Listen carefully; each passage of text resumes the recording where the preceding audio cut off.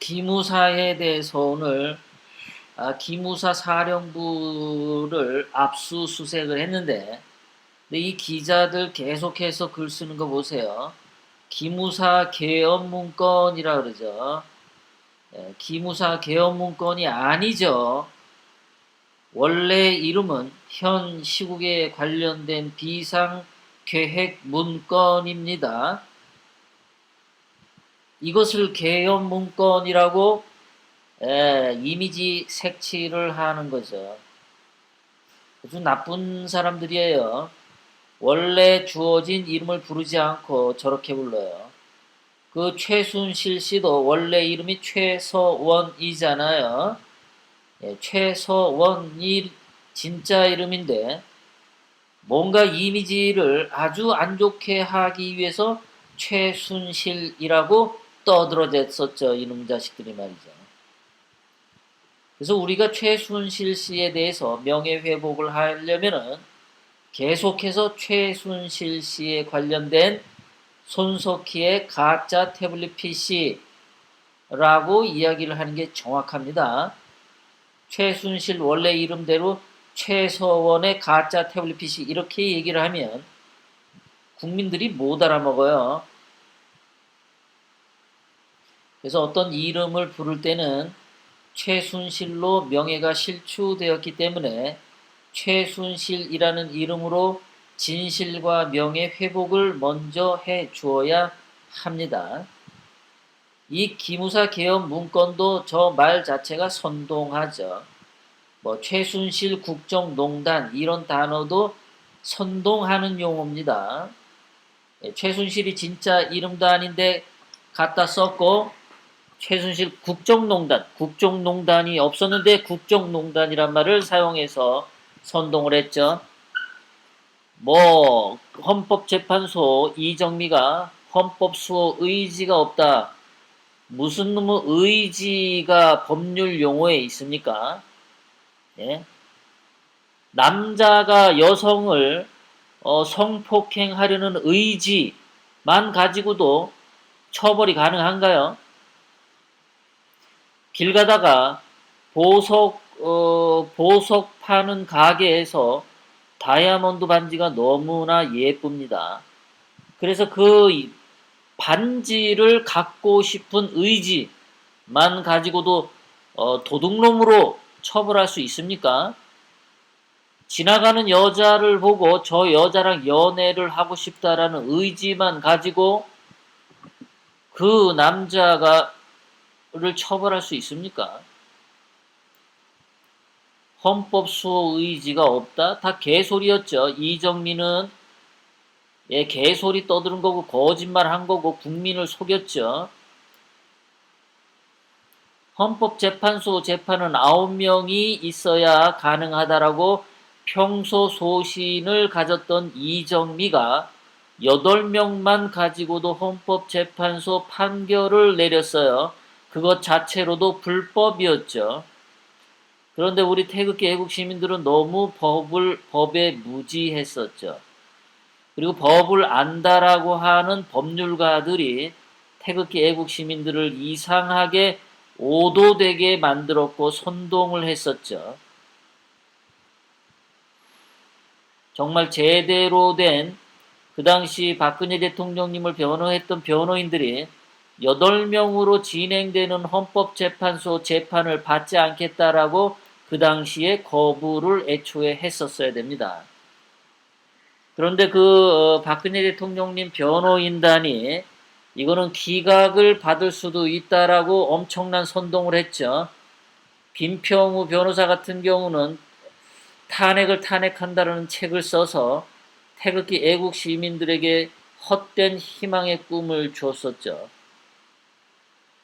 법률가로서 그렇게 선동을 하는 게 중요한 게 아니라 헌법재판소 재판을 처음부터 거부하는 것이 옳았던 거죠.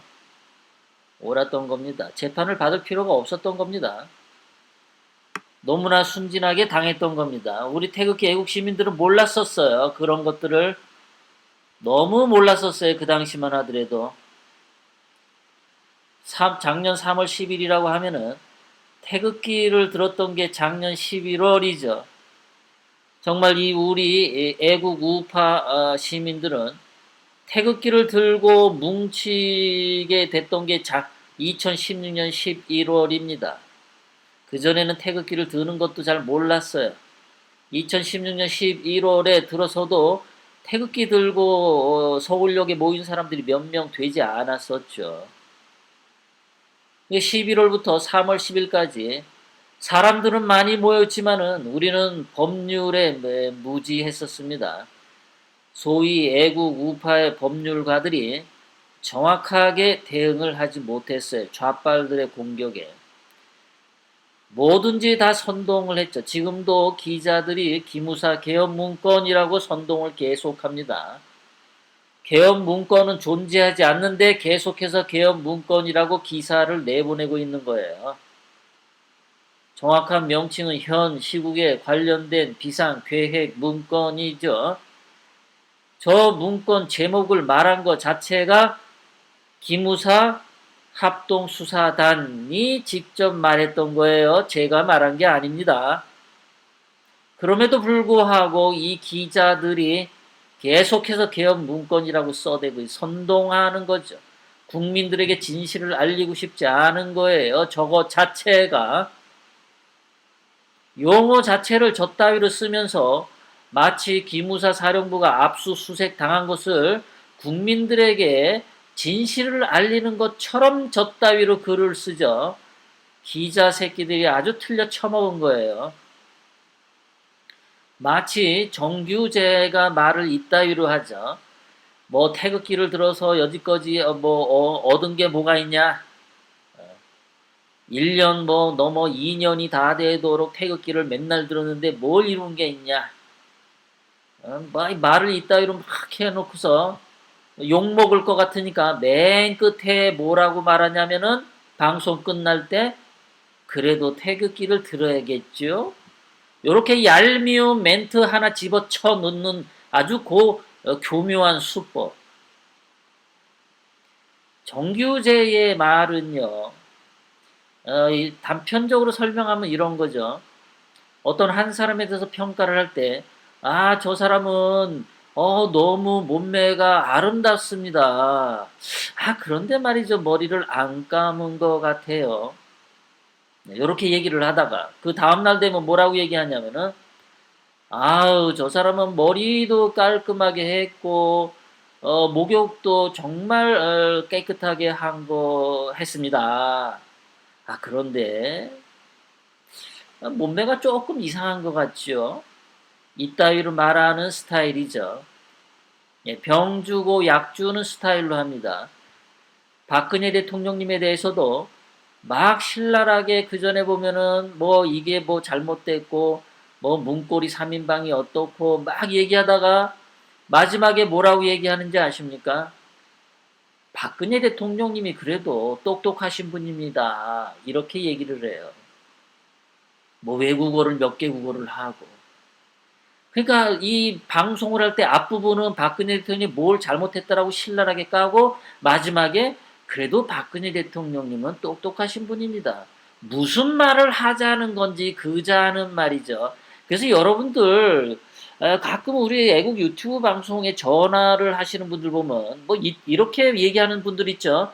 제가 정규제 방송을 들었는데 그 사람이 이렇게 얘기하더라고요. 근데 이 이야기가 틀린 거 아닙니까? 이런 전화를 하는데 애초에 듣지 마세요. 정규제 방송을요. 뭐하러 조회수 올려주고 시청률 올려줍니까? 아예 듣지 마세요. 정규제 방송은요. 정규제가 하는 말은 들을 필요가 없습니다. 대한민국 국민들의 정신을 아주 영혼을 혼탁하게 만들어주는 방송을 해요.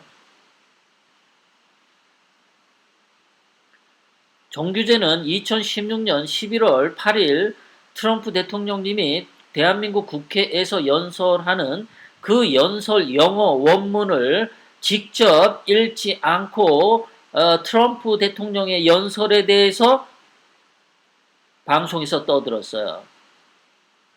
트럼프 대통령이 한국의 좌파를 의식해서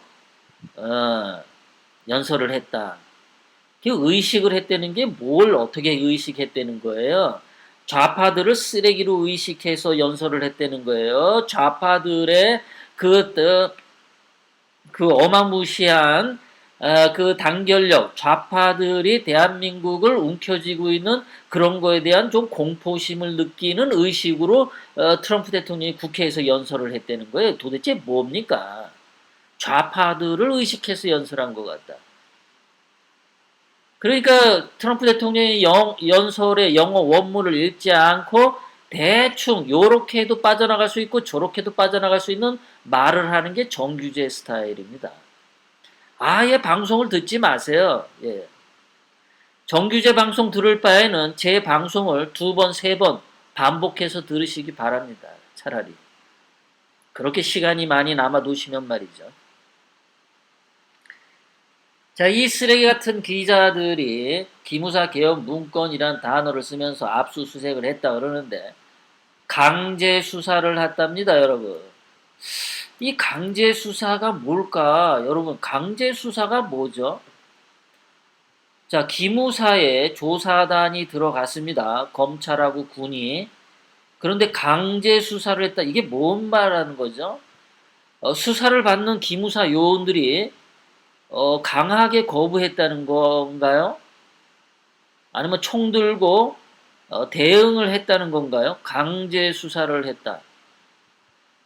아니면은 기무사 요원들이 정상적으로 하고 있는데 이 합동수사단이 억지로 법을 위반해서 강제 수사를 했다는 겁니까? 뭡니까 이게요? 강제 수사가. 굉장히 의심스러워요. 제 생각에는 그 합수단이 기무사 본부에 가서 수사를 할 때 혹시 그 무력 충돌이 있지 않았나 그런 생각이 들어요. 그거를 강제 수사를 했다 이렇게 표현한 게 아닌가라고 제가 추측과 의심을 하게 됩니다.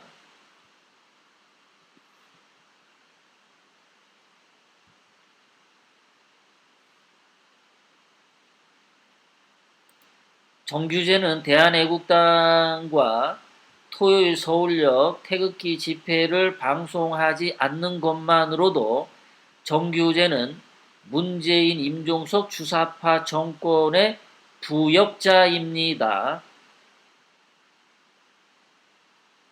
일제시대 때 일제에 부역한 것과 같습니다.